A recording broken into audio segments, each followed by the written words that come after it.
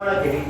प्रत्येकाची जी स्थिती झाली ती जर तुमची होऊ नये असं जर तुम्हाला वाटत असेल तर मी आपल्याला कथित करू इच्छितोय. उद्देश तरी आपला बदला नपेक्षा तुमची काय ती पावलं उचला. इतरांची जी स्थिती झाली ती माझी सुद्धा होईल या भ्रमालादी पहिल्यांदा तुम्ही राहू नका. दुसरी गोष्ट, उद्देश आमचा बदलणारा नव्हे, उद्देश आमचा ठाम आहे. ज्या मित्राला तुम्ही शब्द दिला अर्ध राज्य मी तुला वेळ प्रसंगी मी राजसिंहासनी बसल्यानंतर तुला दान दे किंवा तुला भेट म्हणून दे, मग ते दिलेले शब्द वेळ प्रसंगी तुमच्या कर्मी सत्य घटनेत उतरले नाही आणि म्हणून याचा जाब विचारण्यासाठी आणि गुरुदक्षिणेचं रूपांतर घेऊन पार्थ तुमच्यापर्यंत आला. पार्थ, तुझ्या मुखातून शब्द बाहेर पडले, अर्ध राज्य दान म्हणून किंवा भेट म्हणून मी राजा झाल्यानंतर देईन. मुळात आधी माझ्या मुखातून निघणारे शब्द हे या क्षणी मी सांगणार तेच खरे ठरतील. कारण तुमच्या गुरुने तुम्हाला काय सांगितलं याबद्दल मी बोलू शकणार नाही. पण मी मग त्या द्रोणाच्या वडिलांना त्यांच्या समोर सांगितलं होतं की मी जेव्हा राजा होईन त्यावेळी माझ्या मित्रासाठी मी अर्ध राज्य सुद्धा देईन. ते भेट दान असे शब्द नव्हते, पण योग्य वेळ ज्यावेळी आली आणि हाच द्रोण ज्यावेळी माझ्या पांचाल नगराच्या राजप्रासादी आला त्यावेळी मी त्याला मला कथित केलं की मला अर्ध राज्य नको, मला फक्त एक गाय तुझ्याकडून हवी आहे. तेव्हा गाय देण्याचं मी मान्य केलं, पण गाय दान म्हणून मी तुला देईन जेणेकरून एका ब्राह्मणाला दान देण्याचं पुण्य मला मिळेल. मग त्याच्या मुखातून शब्द बाहेर पडले, मला दान नको, मला भेट हवी आहे. तेव्हा हा त्याचा मानस मला रुचला नाही, म्हणून त्याचा अपमान माझ्याकडून झाला. यात माझं काय चुकलं आहे तुझ्या मुखातून मला ऐकायचं. राजा द्रुपद, गाय तुम्ही त्यांना देणार, दान देणार, हे मित्र या जागी उभे राहून बोलला की राजा या जागी उभे राहून बोलला? मी त्या क्षणाला ज्या जागी उभा होतो ती जागा जर तू विचारत असशील तर मी सह अध्यायी या जागेवर उभा राहून ते शब्द माझ्या मुखातून बाहेर पडले होते. मी काय म्हणालो? राज दरबारी ज्यावेळी आमची गुरुदेवता आली त्यावेळी तुम्ही म्हणाला जर गाय तुला हवी असेल तर मी ती तुला दान म्हणून देईन.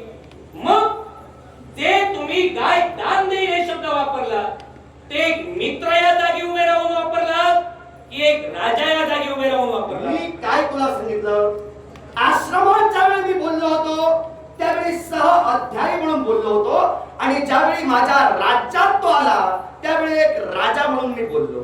म्हणजे आश्रमात ज्यावेळी तुम्ही त्यांना शब्द दिला त्यावेळी ते तुमचे मित्र नव्हते, सह अध्यायी होते. मित्र नव्हते, सह अध्यायी होते. मित्र नव्हते, निश्चितच नाही. राजे द्रुपद, तुमच्या जीवनात गुरुआश्रमी घडलेला प्रसंग आणि या प्रसंगाची जाणीव आम्ही आपल्याला करून द्यावी, किंबहुना ती आमच्या गुरुजनांकडून आम्हाला कळलेली आहे. ज्यावेळी सारे शिष्यगण गंगा तीरी पाणी आणण्यासाठी जात होते त्यावेळी एका व्याघ्रानं काही शिष्यगणांवर झडप घातली आणि त्यांना वाचविण्यासाठी राजा द्रुपद तुम्ही पुढे सरसावला. पण तो व्याघ्र ज्यावेळी तुम्हाला आटपेना त्यावेळी आमची गुरुदेवता म्हणजे गुरु द्रोणाचार्य यांनी त्या व्याघ्राशी झुंज केली आणि त्या व्याघ्राला परतावून लावलं.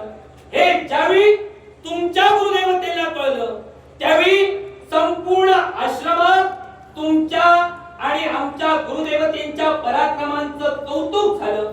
मग ज्यावेळी तुमची गुरुदेवता आमच्या द्रोणाचार्यांना या पराक्रमाचा पारितोषिक देत होती त्यावेळी आमच्या गुरुदेवतेच्या मुखातून निघालेले शब्द पराक्रम पारितोषिकाच्या अभिलाषेला केले नाही. द्रुपद माझा मित्र आहे आणि या मित्राला वाचविण्यासाठी व्याघ्राशीच काळ वेळ प्रसंगी विश्वातील काळाशी मी झुंज देईन. त्यावेळी गळा भेट झाली आणि पुढील सारे दिवस गळ्यात गळे घालून जे तुम्ही आश्रमात फिरलात ते मित्र नव्हे,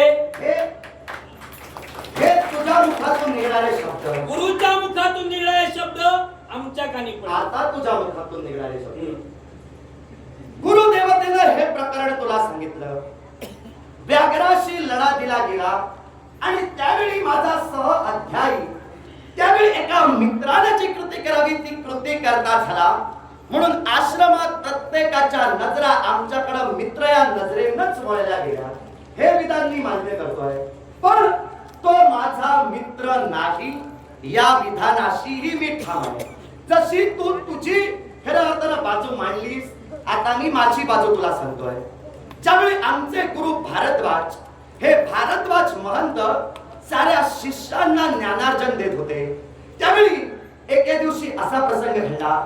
भारद्वाज ऋषींनी चक्रव्यूह कसा रचावं, चक्रव्यूहाचा भेद कसा करावा, चक्रव्यूहातून बाहेर कसं यावं, या अध्यायाला सुरुवात केली होती. हे ज्ञान साऱ्या आपल्या शिष्यांना ते देत होते. एके दिवशी असा प्रसंग घडला, द्रुपद राजाला गुरूंनी प्रश्न केला. तेव्हा हा द्रुपद त्याच्या प्रश्नांची समर्पक उत्तर देता झाला. गुरुच्या प्रश्नांची समर्पक उत्तर जी द्रोण सुद्धा देऊ शकला नाही, त्या प्रश्नांची उत्तर या द्रुपदाला दिली. तेव्हा गुरुमाऊलींच्या मुखातून शब्द बाहेर पडले, हे द्रुपद, आज माझ्या मनात तू वेगळं स्थान निर्माण केलंस. अर्थात जी उत्तर तू या क्षणी मला दिलीस, अर्थात माझ्या ज्ञानाचं जे आकलन तू केलंस, त्याबद्दल तू माझा सर्वोत्तम आवडीचा शिष्य हे स्थान मी माझ्या हृदयात तुला देतोय. हे शब्द या द्रोणाच्या म्हणजे तुझ्या गुरुच्या मस्तकात गेले.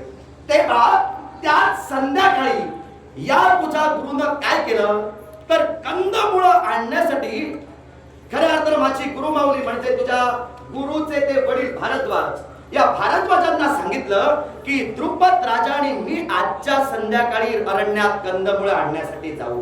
तेव्हा कंदमुळं आणण्यासाठी मला त्यांनी आज्ञा मिळवून घेतलं आणि हाच द्रोण मला घेऊन अरण्याच्या ठाई गेला.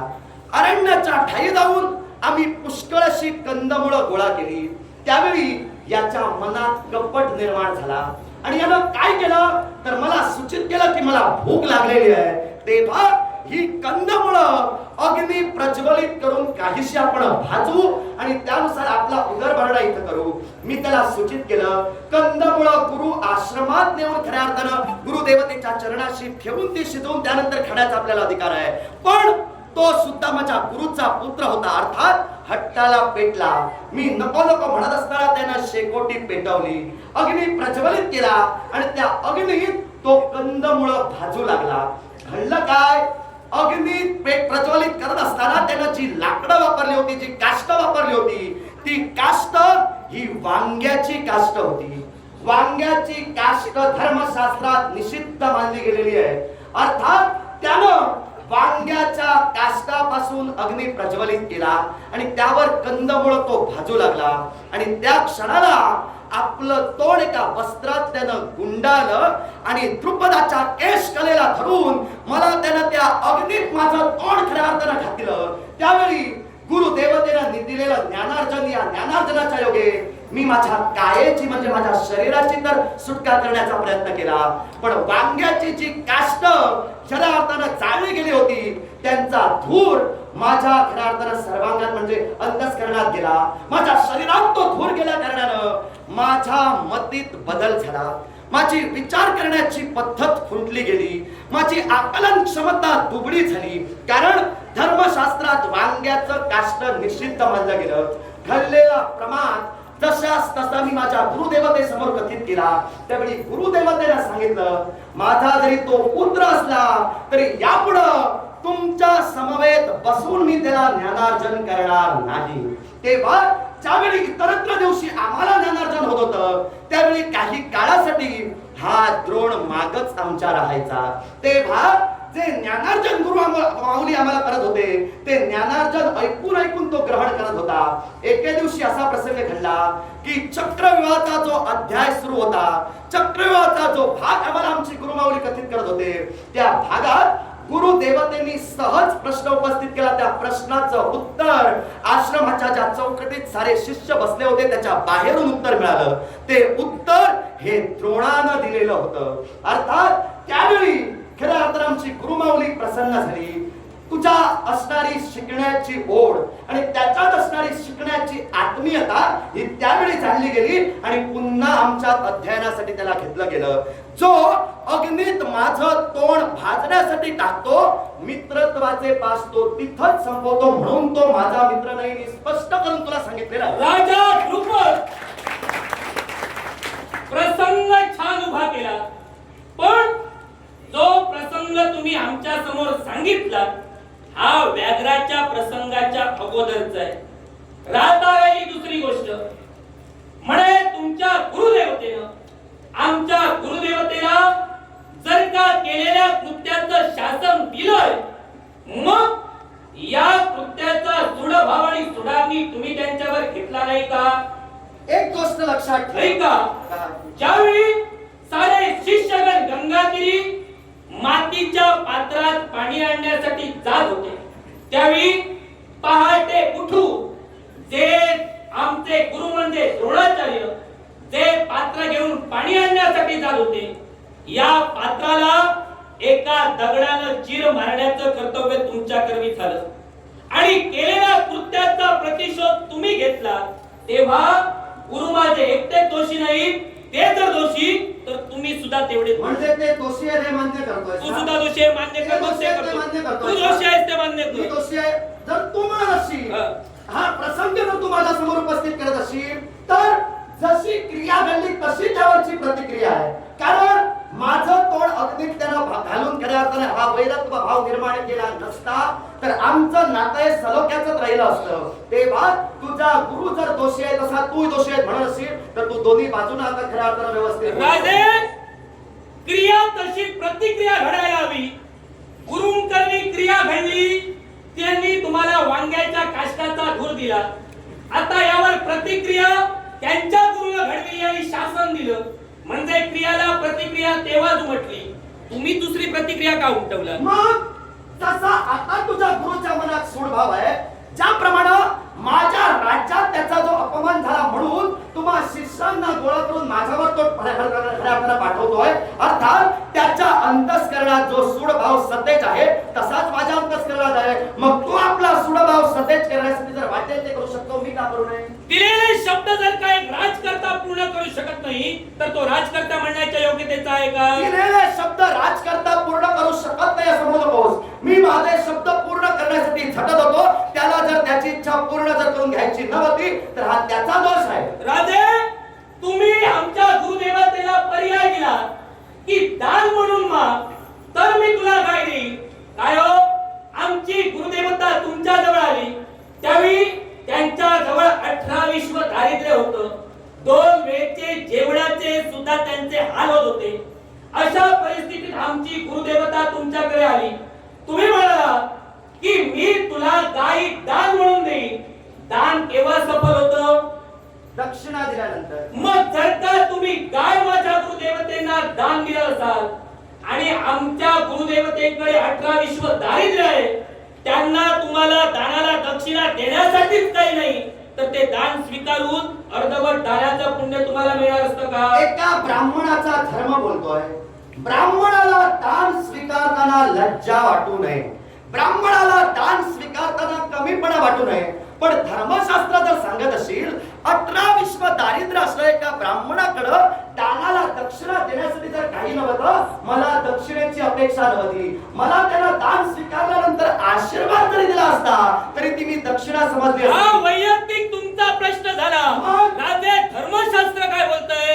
दानाला दक्षिणा देणं अनिवार्य आहे. मग तुम्ही दिलेलं दान याला जर का आमची गुरुदेवता दक्षिणा देऊ शकली नाही तर ते दान सफल कसं होईल? मी एकच गोष्ट तुला सांगतोय, दानाला दक्षिणा देणं हा शास्त्र धर्म मला सुद्धा कळतोय, पण त्याबरोबर मला हे सुद्धा कळत होतं की त्याच्या गृहात 18 विश्व दारिद्र्य आहे. 18 विश्व दारिद्र्य असल्या कारणानं दानाला समतुल्य अशी दक्षिणा तो देऊ शकला नाही. एका ब्राह्मणाचा आशीर्वाद माझ्यासाठी दक्षिणा म्हणून पुढे होता, का दान त्याला स्वीकारलं नाही? भेट म्हणून तुमच्या जवळ गाय मागत होते, मग दानाचा पर्याय कोणी सुचविला? माझा पर्याय होता, मला भेट म्हणून त्याला द्यायची नव्हती. मग जर का दानाचा पर्याय तुम्ही होता, नंदीला शाप दिला, विश्वाच्या ठिकाणी सारे ब्राह्मण भिक्षुकी करतील, मग या धर्मशास्त्रा आहे भिक्षा म्हणून का नाही मागायला सांगितलं? माझा हट्ट एकच होता, भिक्षा म्हणून मी त्याला मागायला सांगण्यापेक्षा त्याला जर त्याची इच्छा परिपूर्ण करून घ्यायची होती तर त्याला भिक्षा म्हणून मागायला हवं होतं. मी त्याला काय सांगितलं, जर मैत्रीचा नाता पुढे करत असशील तर मैत्रीच्या नात्यानुसार मी भेट म्हणून तुला देणार का? दिलेले शब्द तुमचे होते. आधी दिलेले शब्द राजे तुमचे होते. मी तुझा मित्र आहे, राज दरबारी राजगादीवर बसल्यानंतर तुला वेळ प्रसंगी मी अर्ध राज्य सुद्धा दान देईन, हे शब्द तुमचे सत्य होते. मी राज्य त्याला दान देईन हे शब्द होते, पण त्यावेळी काय देईन हे शब्द नव्हते. त्याने राज्य मागितलंच नाही. राज्य मागितलं असतं तर दिलं असतं. मग मला सांगा, राज्य मोठं की गाय मोठी? माझ्या दृष्टीनं गाय मोठी. तुझं म्हणणं काय? माझ्या दृष्टीनं सुद्धा गायच मोठी. पण तुझी हो, मग गाय मोठी. गाय मोठीच आहे. मी तुमच्या उत्तरावर प्रश्नचिन्ह उभंच करत नाही, गायच मोठी आहे. काय बोलतोय तुला कळतं? हो, राज्य मोठं की गाय मोठी? बरोबर. माझ्या दृष्टीनं गाय मोठी. बरोबर आहे. त्यानं जर राज्य मागितलं असतं मी त्याला दिलं असतं. मग जर राज्य मागितलं असतं तर मी दिलं असतं. मग राज्य त्यानं मागितलं नाही, गाय मागितली. पण काय दान म्हणून मी देणारच असतो. मी त्याला भेट म्हणून देऊ इच्छित नसतो. मग त्याला गाय जर हवी होती तर त्यानं न्यायला हवी होती. न पेक्षा राज्य मागायला होतं. राज्य मागायला नाही, तुझा अथरू मागायला चुकला. विचारून काय होतं राजे, मी बोलताना विचार करूनच बोलतो. मी तुम्हाला काय विचारलं होतं, गाय मोठी की राज्य मोठं? तुम्ही म्हणालात गाय मोठी. मी ते मान्यच केलं, कारण गायच मोठी आहे. मग मी कुठं सांगतोय मी गाय मोठी नाही. मी का मग मी काय म्हणालो? देण्याचा होता. मी प्रश्न देण्याचा जसा होता तसा प्रश्न घेण्याचा सुद्धा होता. तुम्ही जर का दिला असता त्यांनी घेतली असती. तुम्ही दिला नाही म्हणून घेतली नाही ना. मी देत होतो ते त्याला घ्यायचं नव्हतं. मग त्याच्या इच्छेनुसार मी चालणार नाही. मला सुद्धा माझं वैयक्तिक मत आहे, त्या मतानुसार मी चालणार. त्याला काय हवी होती मी काय देण्यासाठी त्याला नकार दर्शवला नाही. दान म्हणून हवी होती तर त्याला घ्यायला हवी होती, आणि जर नको तर त्याने ती ठेवून गेला. यात माझा दोष नाही. दारी आलेला याचक तो मागेल ते तुम्ही द्याल की तुम्ही द्याल ते त्याने घ्यावं? त्याला जे इच्छित आहे ते मी त्याला देत होतो. मग त्याला जे इच्छित होतं तेच ते मागत होते, पण तुम्ही तुमच्या नियम आणि अटीनुसार त्यांना ते मागायला सांगत मग जर होता. याचक म्हणून तो आला होता तर त्या याचकाला दान स्वीकारायला काय अडचण होती? कारण त्याच्या जवळ दक्षिणा नव्हती. दक्षिणाचा नव्हती तर दक्षिणेचा त्याच्याजवळ दक्षिणा नव्हती, मान्य करतोय. मग दक्षिणा जर नव्हती, मी तुला काय सांगितलं, मला त्यानं फक्त आशीर्वाद जरी दिला असता तरी मी दक्षिणा खवणार तर तो आशीर्वाद स्वीकारला असता. मी त्याच्याकडे इतरत्र दक्षिणा म्हणून काही मागितलंच नसतं. तू जर म्हणत असेल कारण त्यानं तसं मला सांगितलं नव्हतं, तर तो जेव्हा राजप्रासादी आला होता तेव्हा तो सांगत होता मला फक्त भेट हवी आहे, मला दान नको. दान नको का तर माझ्याकडे दक्षिणा नाही असं त्यानं त्यावेळी सांगितलं नाही. जर सांगितलं असतं तर मी त्याला सांगितलं असतं आपल्या पुत्र अश्वत्थामाला म्हणे तो पिठातून दूध देत होता, तेवढं जरी मला दिलं असतं तरी दक्षिणा झाली असती. तेव्हा मी दक्षिणेचा प्रश्न उद्भव करत नाही, कारण मी राजा आहे, माझ्याकडे काही कमी नाही. तो जर आपला स्वाभिमान गरिबीत सुद्धा सदैव ठेवतो, मी का पाहिजे करू? तुम्ही राजा, तुमच्याकडे काही कमी नाही. एक गाय द्यायला काय झालं होतं? मी कुठं म्हणतोय एक गाय कशाला, 100 घेऊन जाऊ दे त्याला, पण दान म्हणून घेऊन जाऊ दे. का दान म्हणून घेऊन जाऊ दे? काय ते? संधी देतोय. तुमचा वाद जर इथं थांबायला हवा तर त्या तुझ्या गुरुला घेऊन ये. एक गाय कशाला, 1000 गाई दान म्हणून घ्यायला सांगा. आता तुम्ही लाख द्या, त्याची गरज त्यांना नाही, कारण आता ते आमच्या गुरुकुलाचे गुरु झालेले आहेत आणि चार की आम्ही त्यांचे शिष्य आहोत. गुरुदक्षिणा म्हणून तुम्हाला त्यांच्या चरणावर नेणार आणि गुरुदक्षिणा मी माझी पूर्ण करणार. आत्मविश्वास झाला आहे. पण माझा आत्मविश्वास सुद्धा दुबळा नाही. मी सुद्धा अनुभवाच्या जोरावर तुम्हाला प्रतिकार करतोय. तेव्हा तुझा इच्छित तू सफल करण्यासाठी तुझी पावलं उचल. मी इथं उभा आहे, माझं काय ते करून घे. राजे, मी माझी पावलं उचले, तुम्ही उभे राहाल, उभे बघत राहाल. माझं शस्त्र आणि तुमची मान कधी उडेल सांगता येत नाही. तेव्हा मी पावलं उचलल्यानंतर तुम्ही सुद्धा पावलं उचलायची गरज आहे म्हटलं. प्रत्येक वेळी समोरच्याला सांगायची गरज नसते तू तुझी पावलं उचल. आता मी सांगतो, तुम्ही तुमची पावलं उचला. आता तू मला सांग, तू अलीकडे शिकलास आणि मला येऊन सांगतो मी केव्हा शिकलो यापेक्षा मी काय शिकलो याला महत्व आहे. काय शिकलास ते तुम्हाला, तू काय शिकलास त्याचा लाभ तुला हो. मला थोडा, मी जे शिकलो त्याचा लाभ मला होणार, तुम्ही जे शिकला त्याचा लाभ तुम्हाला होणार. तू मला जे काही सांगतोयस त्यानुसार माझा अनुभव कधीचा आणि तुझा अनुभव कधीचा त्यानुसार विचार कर. तू काय सांगितलास, मी पावलं उचलल्यानंतर तुम्ही सुद्धा पावलं उचला, म्हणजे तू पावलं उचलून मला मारण्यासाठी येईपर्यंत मी काय इथं तुम्हाला येईल असं तुला वाटतोय? कारण तुम्ही तुमची भूमिका तशीच बजावलात. मी माझ्या मतावर इथं उभा ठाम आहे, तू तुझी पावलं उचल. तुम्ही तुमची पावलं उचला, मी माझ्या मतावर ठाम आहे. मग तुझी पावलं तू ज्या पद्धतीने उचलशील त्या पद्धतीने माझं प्रत्युत्तर तुला देईन मी माझी पावलं उचललेली आहेत. मला तुम्हाला इथून घेऊन जायचंय, तुमचं काय म्हणणं मला आहे? यायचं नाही. मग यायचं नसेल बांधून घेऊन जाईल. घेऊन जा. चला.